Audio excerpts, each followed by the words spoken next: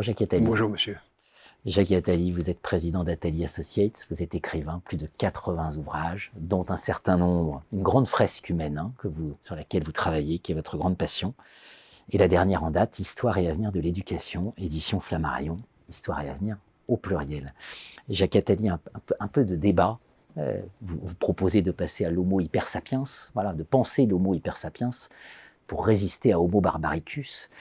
Et un des éléments, c'est la coopération plutôt que la compétition. Simultanément, page 290, vous revenez sur le classement de Shanghai. Vous revenez sur Paris-Saclay, classé 16e, PSL, Paris-Sciences-Tête, classé 40e. Et puis, petit coup de patte à l'École normale supérieure, à Polytechnique, à Sciences Po, tous au-delà de la 300e place. Si je prends Saclay, par exemple, c'était l'ambition de faire sauter cette fameuse digue qui sépare les universités et les grandes écoles. Résultat, on l'a rétabli. Donc est-ce que finalement, cette idée que la compétition devrait s'effacer face à la coopération, dans ce monde d'hyperconscience collective, c'est pas un peu irénique? Oui, sans aucun doute. La compétition, dans la mesure où elle pousse à être le meilleur, n'est pas mauvaise. Ce qui est mauvais, c'est la compétition lorsqu'elle emploie des méthodes déloyales, lorsqu'elle a des buts absurdes, qui ne sont pas la connaissance mais le pouvoir, et lorsqu'elle arrive à écraser les élèves pour le simple plaisir de la puissance. Mais la compétition, dans la mesure où elle Sachant que la Chine, par exemple, en a fait... Mais ça a toujours été le cas en Chine, depuis des siècles, que, depuis des millénaires. Depuis des millénaires, la Chine, c'est d'ailleurs la Chine qui nous a donné les concours, puisque les concours sont venus en Europe par des jésuites qui avaient été en Chine. C'est des jésuites revenant de Chine qui nous ont amené l'idée des concours. Des concours, c'est une très bonne chose si ça pousse les gens à être les meilleurs d'eux-mêmes. Pas si ça pousse à écraser les autres. Pas si ça pousse à simplement répéter un modèle identique. Le système chinois, il s'agissait de répliquer un modèle identique. Les concours aujourd'hui, que ce soit l'ENA ou quelques autres, sont des machines à répliquer à l'identique. C'est pas des machines à stimuler l'intelligence, la créativité, l'altruisme, le goût de l'effort. Ça oui, s'il y avait des concours qui faisaient ça, j'en serais très heureux. Mais en réalité, les concours servent essentiellement à reproduire à l'identique des soldats du pouvoir, et rien de plus. Bien sûr. Vous avez présidé la commission Attali, par définition, pour la libération de la croissance française. Il y a un mot que je n'ai pas trouvé, mais je n'ai pas fonctionné avec un outil de recherche, puisque c'était en papier, c'est le mot innovation. Finalement, on a l'impression que ce mot qui était obsessionnel en 2008-2010 a un peu disparu dans votre, sujet.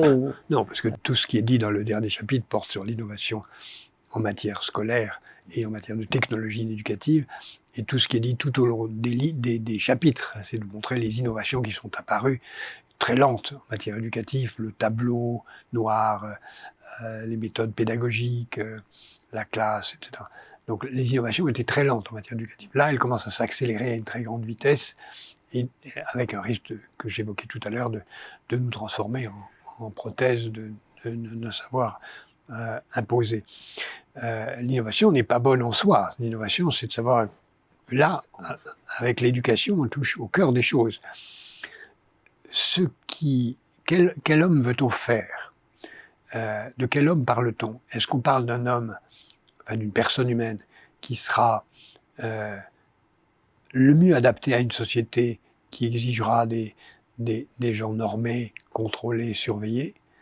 Ou est-ce qu'il s'agit de faire des gens libres, altruistes, bienveillants, créatifs, soucieux de chercher en quoi ils sont uniques, en quoi chacun est unique? Devenir soi, c'était votre ouvrage. Voilà, pour devenir soi. Évidemment, c'est ça que je souhaite.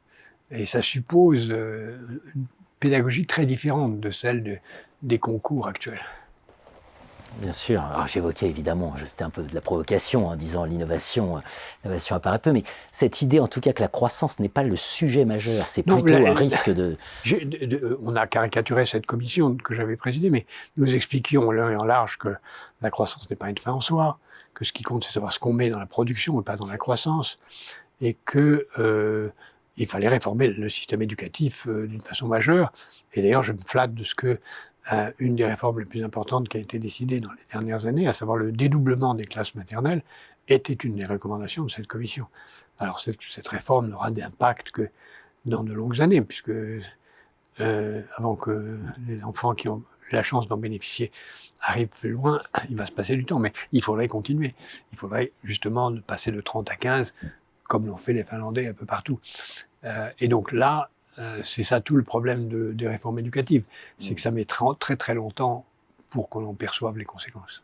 Bien sûr, vous aviez produit une ambition pour 10 ans, en 2010, hein, rapport suite à la crise financière.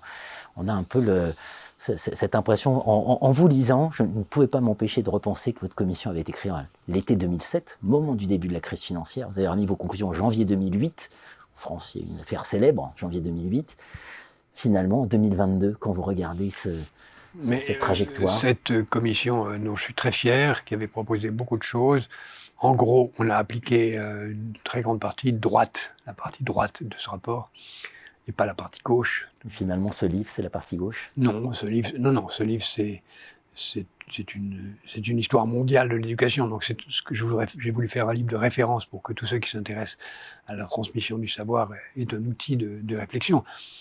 Mais j'y rappelle, en effet, quelques propositions, comme celles que vous avez dites, c'est-à-dire rémunérer les étudiants, ne pas donner une rémunération aux chômeurs s'ils ne se forment pas, l'obligation de se former en permanence, qui sont, à mon avis, des clés d'une société civilisée.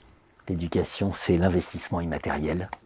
Alors, c'est absolument fondamental. On le sait très bien en sciences de gestion. On espère que les concepts d'ailleurs des sciences de gestion pourraient nourrir, alimenter une telle réflexion. Merci à vous infiniment, Jacques Attali.